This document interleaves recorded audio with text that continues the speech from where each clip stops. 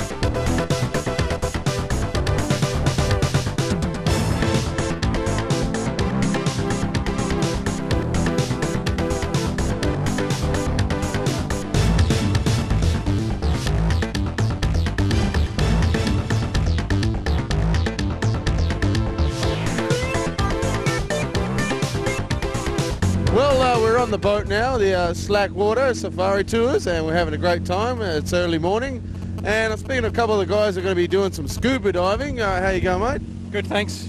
And how you doing, Dave? Fine, thanks.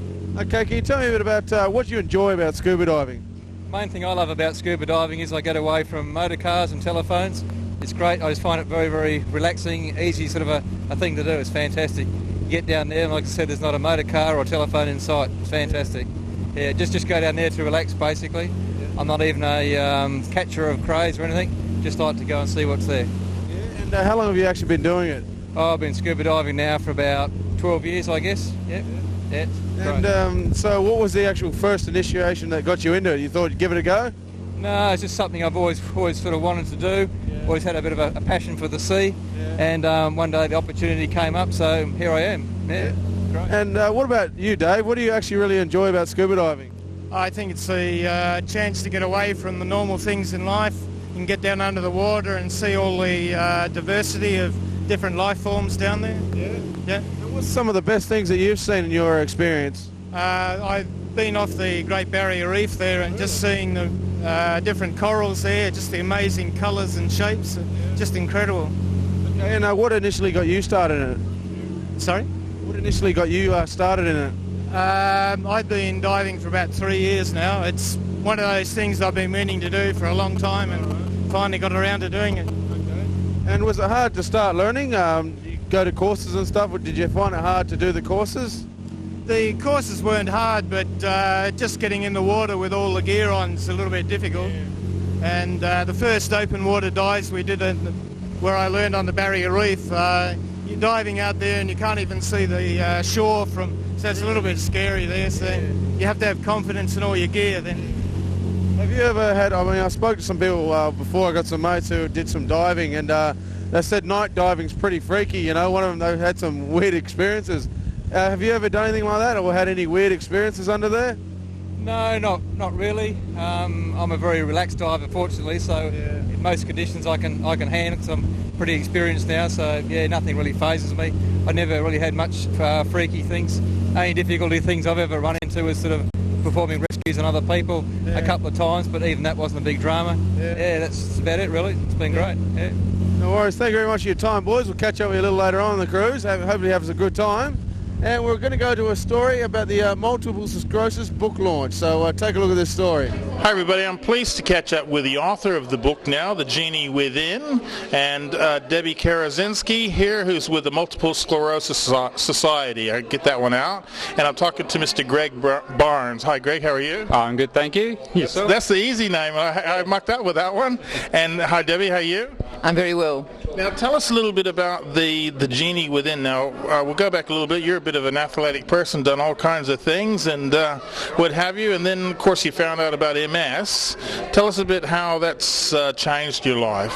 Well, the biggest change, of course, and I think anyone who gets diagnosed with a disease like MS, suddenly they realise that what's really important in life, and suddenly you realise, especially being a very fit person and always being very proud of my fitness and strength, was how vulnerable I suddenly was. That you know, here's somebody who never thought they'd ever die, and it hits you in the face that now I might die. And the big shock to me was, well, that might mean that I won't have a chance to talk to my own children the way my father talked to me about life and about what's important in life and about how to live your life and especially use your potential. So it was a big change, and yeah, trauma that made me wake up and made me wake up to what was really important and not. And the whole idea behind the book is basically the thoughts and ideas you want to give to your children?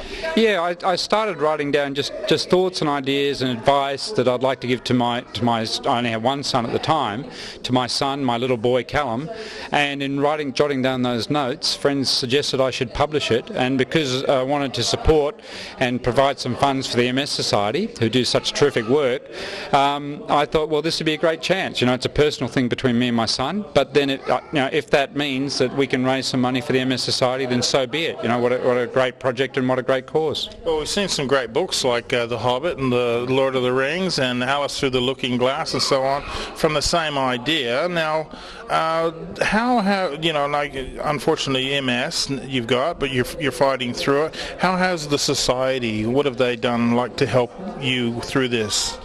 Well, I mean, the society doesn't just help me; they help everyone. But I suppose the biggest support is simply being belief in myself, treating me just like any other person, which I think is a really important lesson. No matter who you are or what condition you're in at the time, they gave me the support and the confidence and said, yes, you go ahead, we'll back you and we'll be there to help, and they have. And I think people in times of stress and trauma just need to know the support's there. So it can help you as you go through. So it's been tremendous help. Fantastic. Now, Debbie, with the book, obviously you've had time to have a look at it. Am I right? How did you? What kind of feelings and how did it affect you?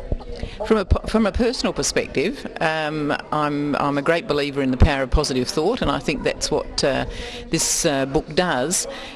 The power of positive thought isn't going to help necessarily a person with MS. Multiple sclerosis is a disease of the brain and the spinal cord, and where the covering on nerves disintegrates and doesn't regrow. So for the disease process at this point, there is very little apart from 4 drugs that are available at the moment, immunotherapeutic drugs. There's very little to slow the course of the disease. So one of the things that the Society is trying to do is to fund research, and Greg's book and our fundraising in other areas will go towards trying to find the cause of multiple sclerosis and an eventual cure for multiple sclerosis. And some of the money will go to assist the Society to provide services to people with MS.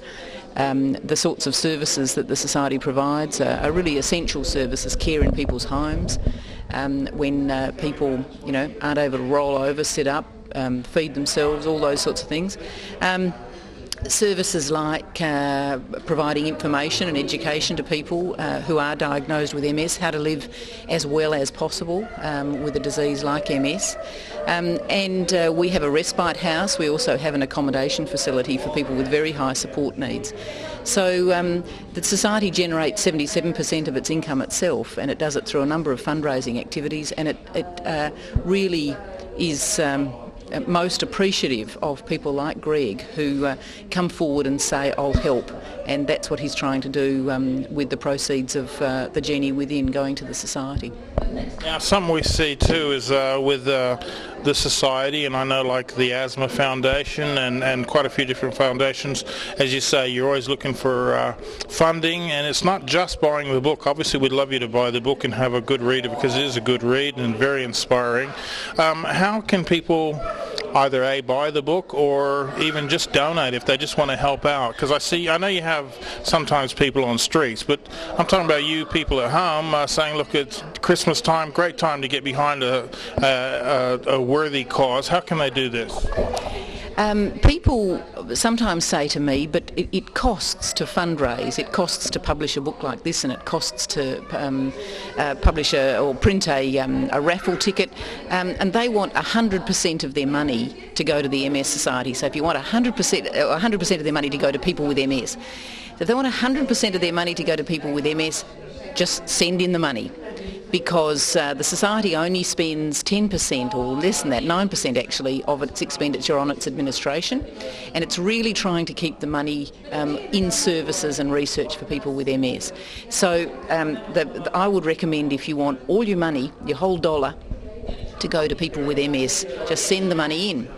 If you're one of those people who would like to see some return maybe from that, then buy our raffle tickets. Our raffle tickets are absolutely everywhere, and it's a $3 raffle ticket, and you've got a great opportunity to win a car, a heck of a better odds than Lotto, and our raffle tickets are all over the place, and you can ring the Society to actually buy our raffle tickets, or you can sell our raffle tickets, buy a couple of books and actually sell those raffle tickets for us, and that'd be fantastic.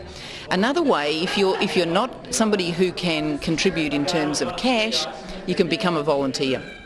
The Society has 130 volunteers, and yesterday was International Day for Volunteers in this international year. And we greatly appreciate all the people that actually give up their time. So all the packing and stacking that goes into distributing these is done by a band of volunteers, and getting our raffle tickets out is done partly by paid staff and partly by volunteers. But volunteers work in the kitchens, they maintain our gardens, anything at all to keep the cost of administration. It really helps. If somebody wants to contact the Society, 9365 4888. I knew I was going to forget that. I stumped you. Now, Greg, someone wants to get the book. Can they get it through the MS Society? I'll make it quick, MS Society. Yep. Is there any other places they can actually get them? No, just direct through the MS Society, the website as well, at www.multiple-wa.asn.au, I think is correct, or by ringing the Society again on 9365 4888. There you go. So have a go with the book, have a read of it. You're very inspiring. A great gift too for Christmas. If you feel someone out there is a little bit maybe down or whatever, let them have a read of this, because it's sure to lift your spirits. Thanks for chatting with us, both of you. Thank you very much for your interest. Yeah, thank you very much. No worries, Greg. All the best, mate.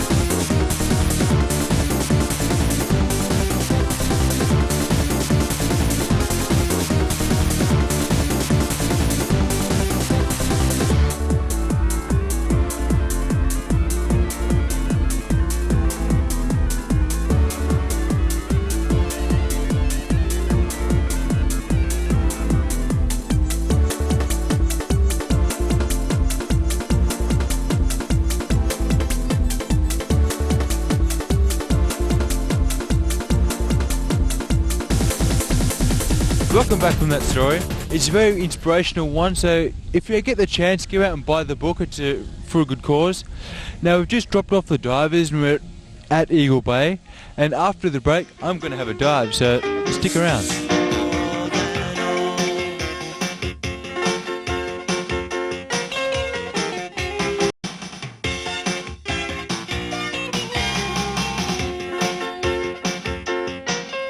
Yeah, welcome back, everybody. Now, James and Action Man are on shore. I'm just about ready to go. You can see I've already been in the water. And the only reason why I've got this is just to show you that we're with the Slackwater people. Nothing to do with the beverage inside. So let's go on the shore and see what's happening over there.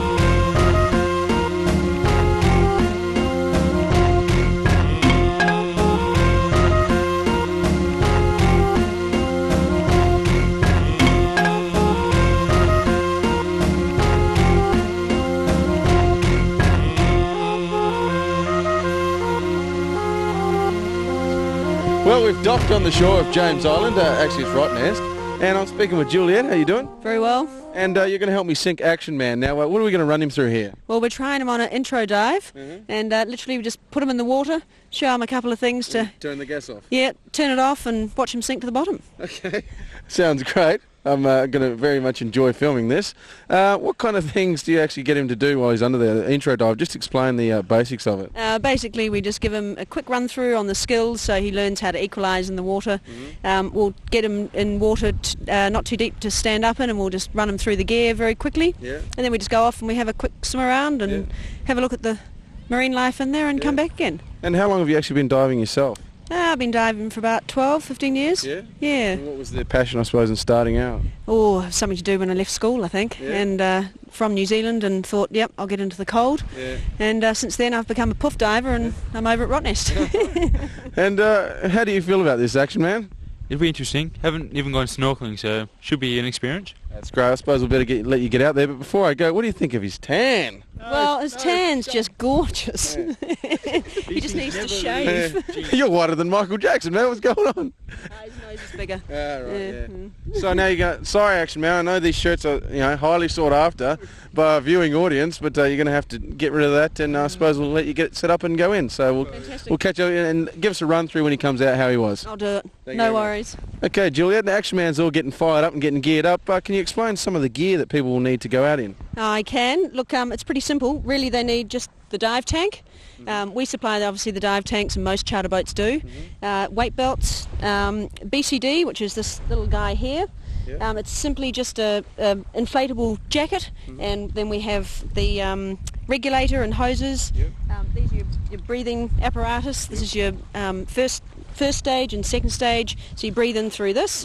Very simple, in and out, just like you do on terra firma. And pretty much you just need some fins, mask, snorkel. You can get a good kit second hand. You can get good new kits, depending on how much you want to spend. But depends on how serious you are. Yeah, depends on how serious you are. But most dive shops will certainly help you out with kitting up and getting your gear sussed. How long roughly can you stay down there on a full tank? Well, it depends. It's all in a matter of what depth you go to for how long. So most dives ordinarily here, if it's 12 metres, 14 metres, we do say a 40 to 60 minute dive, depending on the current conditions. And we always have divers returning with X amount of bar in their tank or remaining air. Have you ever had any scary experiences yourself? No, none really. Apart from watching Action Man's white legs. Could be the scariest, I think. God forbid. And last question before I let you go.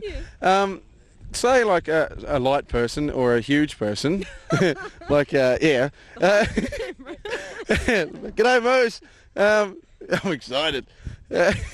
Would a smaller person, say like Action Man, compared to the general size of Moose, need more weights or less? I mean, who uses more weights? Moose is going to need more, simply just because of the surface area, I think you could call it. But someone the likes of Action Man, White legs, small, you know that. he'll probably need, sort of 15 pounds, somewhere around there. So, yeah. Thanks a lot. No worries.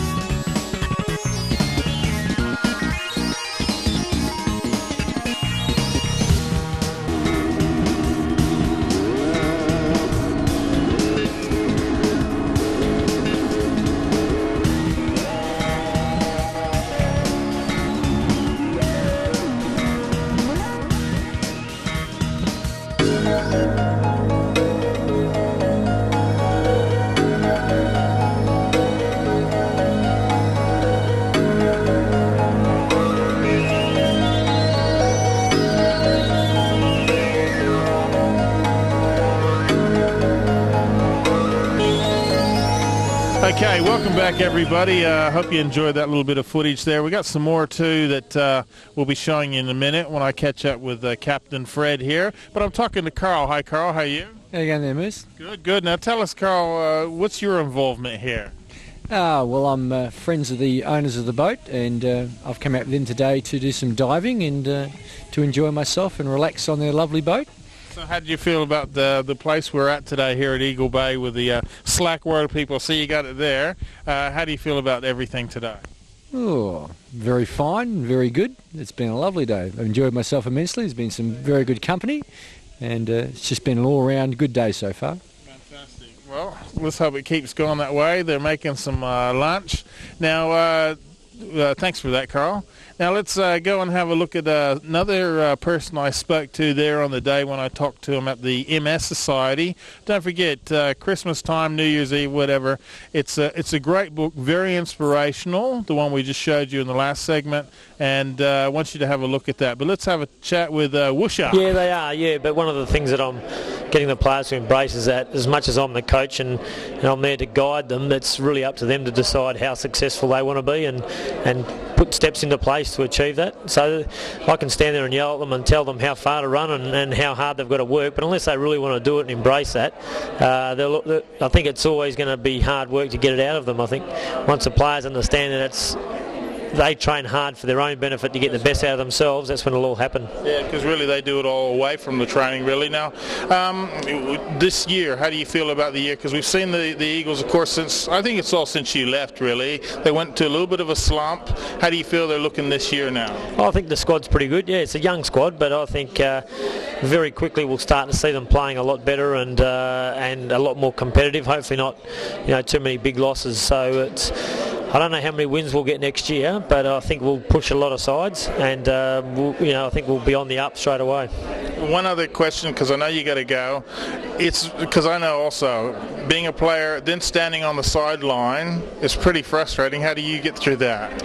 Well, I think you get through it by being involved and feeling as though the players are starting to show some of the things that you're trying to teach them. You feel as though you're making some inroads and helping them. That's my real ambition now, is to see the young players coming through the West Coast Eagles have hopefully as much success as I was lucky enough to have as a player in that team. I'm sure they'll do well. Thank you very much. Welcome back home, of course, to you and your family. Great to see you running the Eagles, and hope it goes well. Thanks, John. Thank you. Howdy. We're coming back from that story that we did with John Morsfold.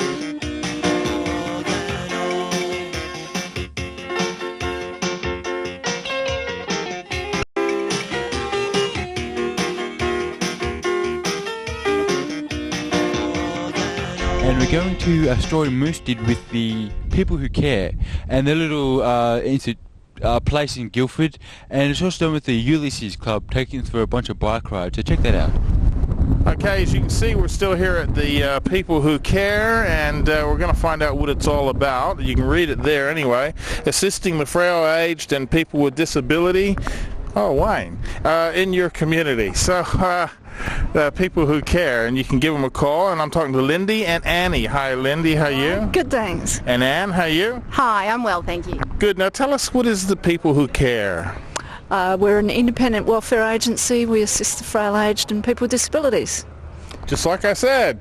So what kind of things do you do? Now, we spoke a little while ago there to Annie over there, who talked about when her father had a stroke, how you guys helped take her mother back and forth to the hospital. Yeah, we provide transport to doctor's appointments, physios, social things that people might have on. We also take people shopping. We help them with their gardening work. Visit people in nursing homes, that's a very large part of the program as well. Mainly all those sort of things, and of course the senior centre and an op shop. Fantastic. And Anne, what kind of things do you get involved with? Well, I get involved with the seniors here. We do all sorts of things. As you can see today, they've been riding the motorcycles and having a fabulous time. Their laughter is amazing, and it's all about keeping people well and happy and very, very involved in life. And we see the Ulysses Motorcycle Club come down and taking some of the girls for rides and all that kind of stuff. And you went for a ride, didn't you? I certainly did, yeah. What was it like? Wonderful. Did you want to get the guy off the bike so you can ride it yourself? I want one myself now, definitely. Now, when you guys, I see you running an op shop, what other kind of things you guys do here? I see we got a car trying to run us over. Okay, she doesn't need to get through, I don't think. Right. Yeah, mainly the op shop and the senior centre, they're the main two things that we do really here. And then, as I say, we're out in the community, we cover the metropolitan area, assisting other people living in their own homes. Now, are you looking for people like to volunteer to help out as well, or are you guys looking for people to help out? Sure, always, yeah. When you cover the metropolitan area, you need a lot of volunteers. We've got just over 300 at the moment, but we can always do with a lot more. Okay, because you actually have people that go to people's homes and do all, just sometimes sit and have a chat and a cup of tea. You do that as well, don't you? We don't do as much home visiting. No, there's other agencies that do the home visiting. We more do the transport and more practical assistance more than anything else. Fantastic. Now, Anne, if someone wants to get involved, is there actually a number, or can they just come here? Or they can come here to the centre at People Who Care, or they can call us. My name's Anne, and you can call me anytime, Monday to Thursday. If you call on Friday, somebody will take a message. But the number's on the side of the van here. It's 93791944. Yep. The senior centre is open to anyone who's a senior, so long as you're fairly independent and you're living independently. And this lady here is pretty typical of... Come in here a minute. Come in here a minute. This lady is pretty typical of the sort of people we have here. She's not only is she a volunteer with People Who Care and does a lot of work for us, but she's also one of the people from the leisure centre. And it's metropolitan wide, so if anybody is still interested in having a lot of fun, come along, give me a call, come along. If you don't have your own transport, we can organise transport for you. It could be on a motorbike, you never know. Well, that could get us a lot more people, actually. That'd be a lot of fun. It's getting heavy, I'm going. Okay. No worries. And her name? Oh, that was Enid. Okay, Yeah, that's Enid. Good on you, Enid. Okay, so anybody wants to have a bit of fun, come down, because you guys have games and all kind of stuff, a little bit more as well, or Yeah, massage, games, aquarobics, all of those sort of things. Taking them for trips to wineries. Yeah. Can't wait till I retire. How old do we have to be for that one? That's right. We could cover that story, all right. All right, girls, thanks a lot for that anyway, and keep up the good work. Obviously, it's a great job you guys are doing, and it looks like, as you said, just the laughter and everybody having a ball today. Yep, that's the main thing, definitely. All right, thanks a lot. Thanks. Yeah, now I'm having a chat with Alf. Hi, Alf. How you going? Not too bad, mate. Now, you've been with the Ulysses Riders for a while? Yeah, about 14, 15 years. All right.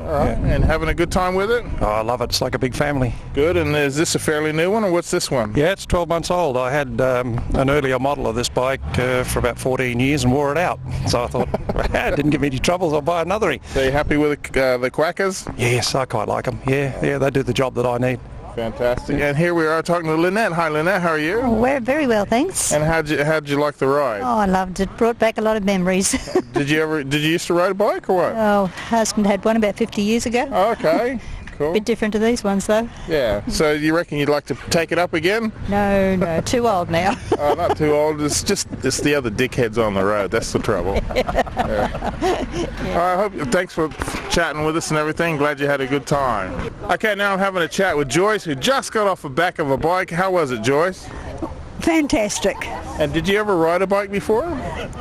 Pillion, yeah, many years ago. About 60 years ago. And how was it getting out there today and riding around? Oh, wonderful. Fantastic. So you'd have no trouble doing it again? No way, I'd do it any time. Fantastic. Thanks for talking to us, Joyce. Okay. Now I'm having a chat with one of the meanest bikies in Perth.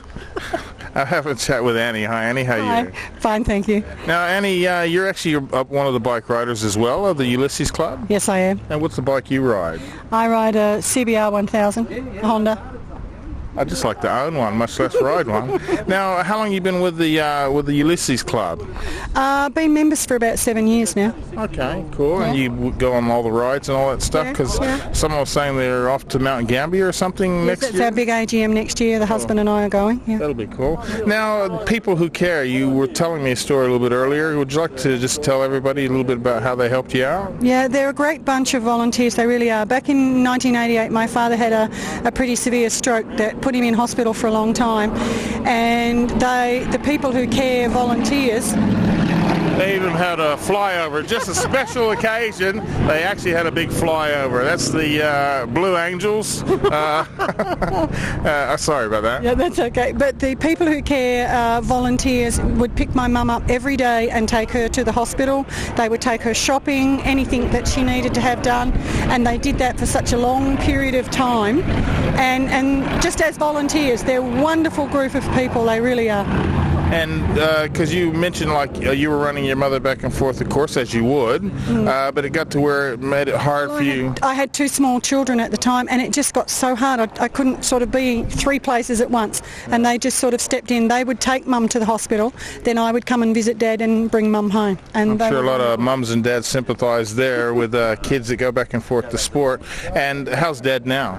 I'm sorry, my dad passed away. I'm sorry too. Sorry about that. But anyway, the people who care really helped you out. They were there all the time for Mum. They were wonderful. So you had no trouble coming down helping them when the girls want to have a ride on the bike? Yeah, anytime. Good. They're a wonderful group of people. They really are. Thanks, Annie. Thanks for chatting with us. You're welcome. Welcome back from that story. It was very inspirational down there. If you want any help, if you want to help these people out, just get in contact with them, the people who care. Now we're going to a break.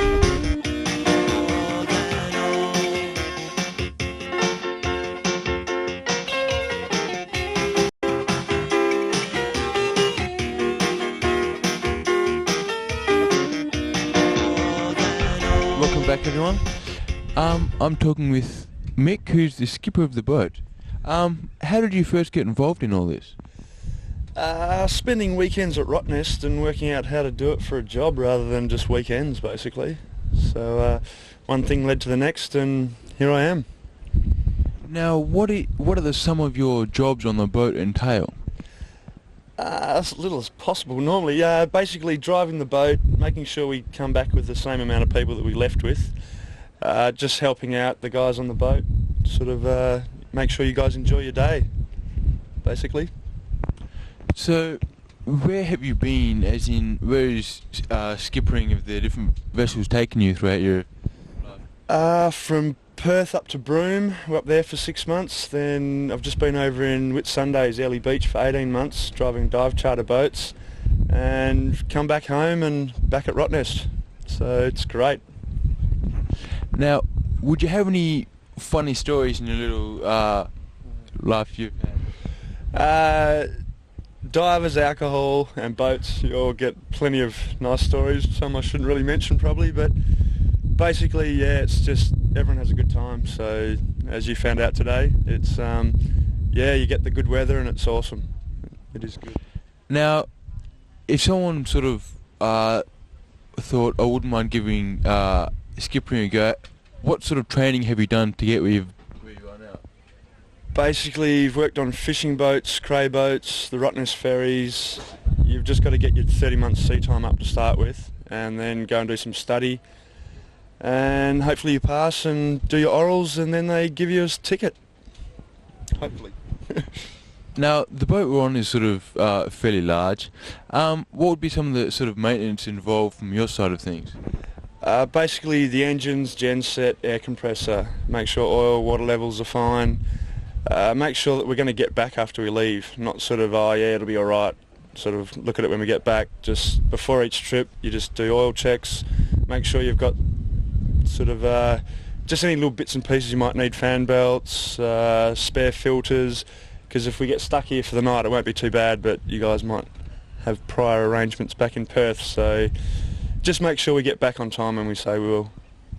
Now, what would be some of the different maybe sensors that you have, like this little screen in front of us? What would be the things that we'd have on here?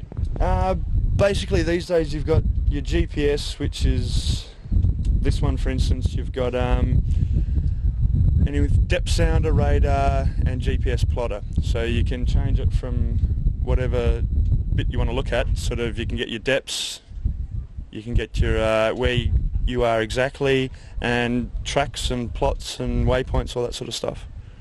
Well, thank you for talking to us. Now, I'm not sure where we'll end up, so have a look. Thank you very much, Axeman, for speaking with Mick. And now we're speaking with Juliet. How you doing? Very well. And Fred, how you going, mate? Very well. Now, first of all, I just got to ask, before we seen you take Axeman out for a swim, how did he go?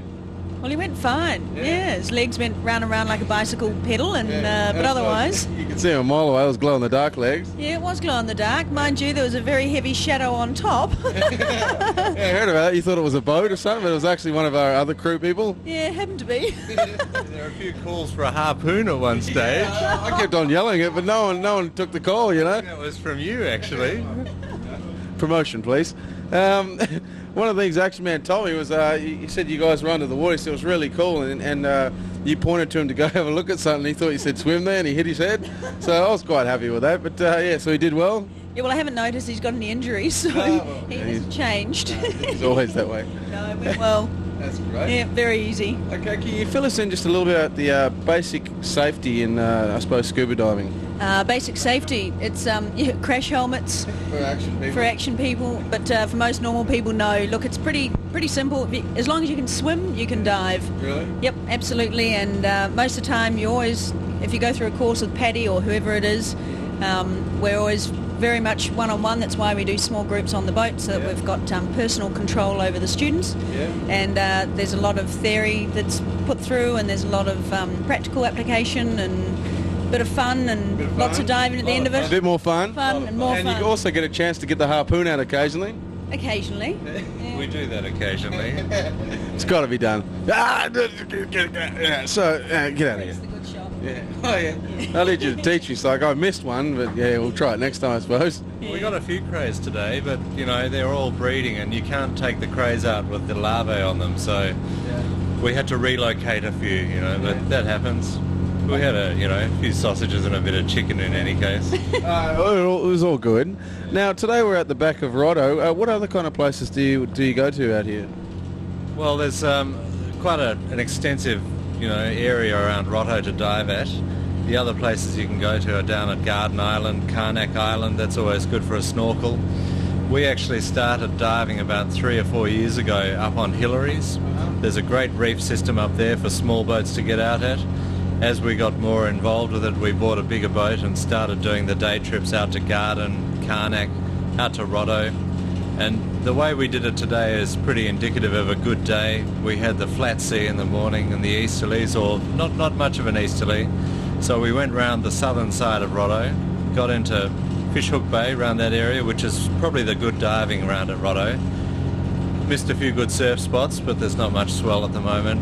And then came round and settled into Eagle Bay, which is a really nice sheltered spot for the snorkelers and the drinkers and the lunches and We like so long forth. lunches. Long lunch is always great. Yeah, dolphins everywhere. I've never really seen that before. There was packs of them. Yeah. Is that always like that out here, or? Of course. Of course. Guaranteed. Only when No, Slackwater, not really. of course, is coming. That's exactly it. One question. I love the name. Where did you get it from? Well, it's a definition used by mainly yachties that use it. Yeah, it is very cruisy. We're cruisy. Relaxed. So it actually means the change of tide where you have the slack water. So between high and low. Yeah, ideal conditions in diving tend to be at the slack water. And we've found in our travels up and down the coast that the really good stuff was when we got there just before the tide changed. Julia harassed us out there.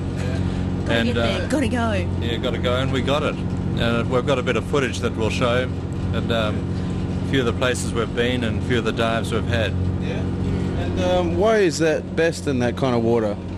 Best visibility, and you get there's no current running, so the water's just sitting nice and still.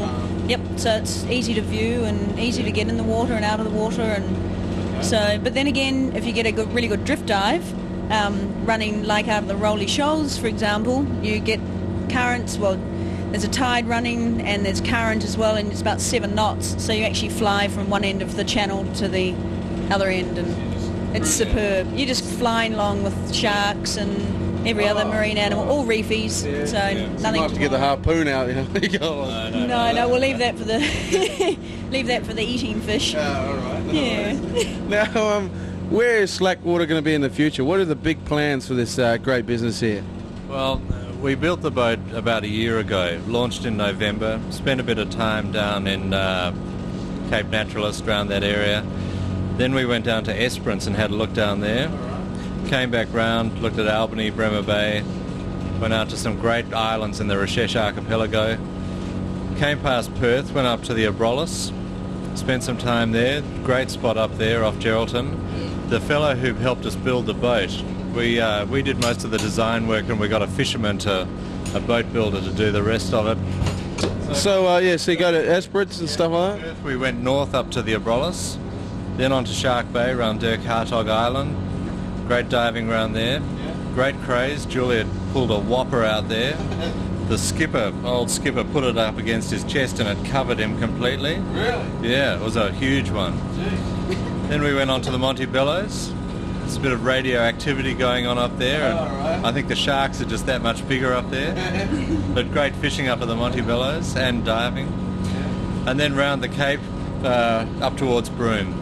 And we based ourselves in Broome, did quite a bit of time up in the Buccaneer Archipelago, and then headed out to the Rolly Shoals where we got the peak diving of the season, I think. So having done that, we've sort of got a fair idea of where we want to start. We'll work over Perth in summer, December, January, February. Peak season. Then we'll head up, probably get up, do a couple of weeks at the Abrolhos, Shark Bay again. We're basically heading for Broome, but if we've got the interest from the people, we can organise dives along the coast at the various spots that we've already seen. Yeah. Fantastic. And do you dive yourself? Very much so. Yeah. What's some of the best, like you've mentioned a lot of spots, what would you say is the best out of the lot? Shark Bay. Yeah, Shark Bay and Rolly Shoals, but I said to someone before, it's just a case of getting in the water and taking what you see each day, and every day is a good day, every day is different. Today was around Radar Reef was some terrific diving, lots of caverns and caves. big broken up limestone from where the swell's been hitting, so it's quite exciting. Then again, we did some diving in the Montebello's that was only in 10 metres, really flat, but had beautiful bommies that we could swim between. So we've got a lot of sort of stories. I think it's just a case of getting people out there. Okay, now we've had a great day here at Balls and All. Thank you very much for inviting us out. If anyone out there is like Action Man, and we know he does fantastic swimming with those white legs, thinks they can give it a go. Of course, if he can do it, anyone can do it.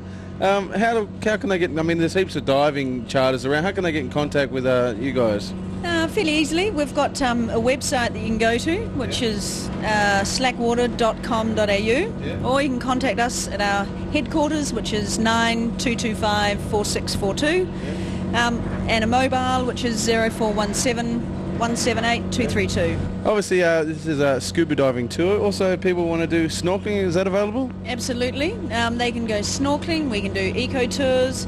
And what did Moose do today? Yeah, well, you can do whatever you want. We've got heaps of gear. We've got the windsurfer, got the fishing rods, got the boogie boards.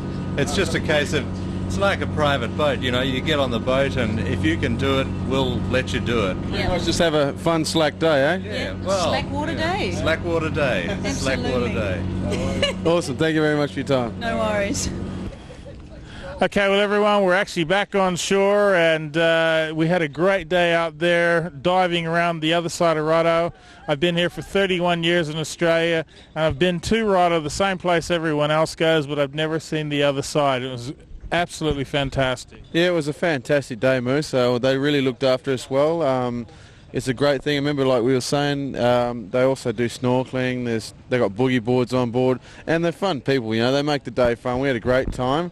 And should I ask the big question for the time? You and Action Man actually found that they had a bar as well. Yeah.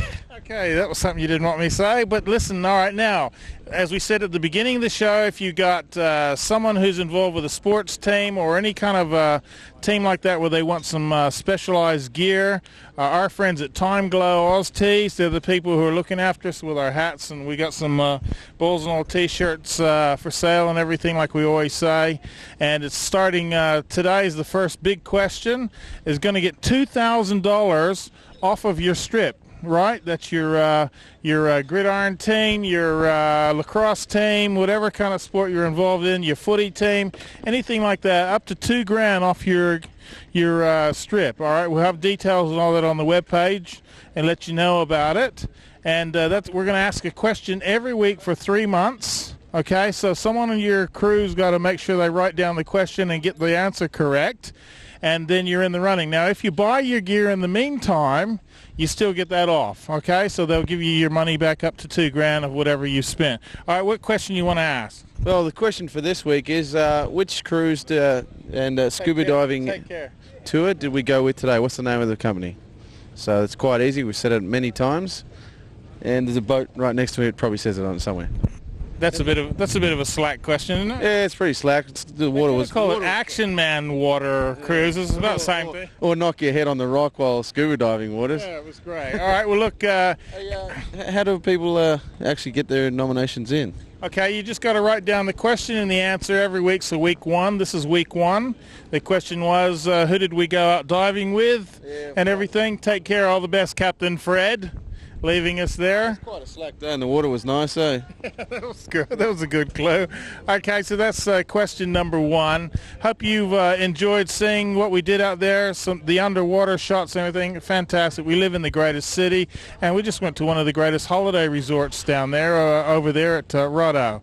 Okay, every Monday night, 9 o'clock, I want to say a big hi to my dad and my stepmother Maxine, who are just back in Australia for a little while, and they're here because it's my Nana's 80th birthday, I think it is, or 2 days ago. Anyway, so happy birthday, Nana, you bugger. That's a bit of a long story to that. Anyway, everyone, Balls and All, right here every Monday night at 9 o'clock. Repeated Saturday at 4. Tell all your sports people to get involved. Write those questions and answers down. $2,000 off your strip. That really helps out. Yeah, it's fantastic. I mean, especially every sporting club always struggling to get uniforms or just shirts, whatever. So yeah, $2,000's a big buzz. From Time Glow, don't forget. All right, everyone. The name of the show is balls and all. And we're going to catch you next Monday night, and we'll repeat it Saturday. And if you're looking to get on the net or you need an internet supplier, give our buddies at WA Net a call.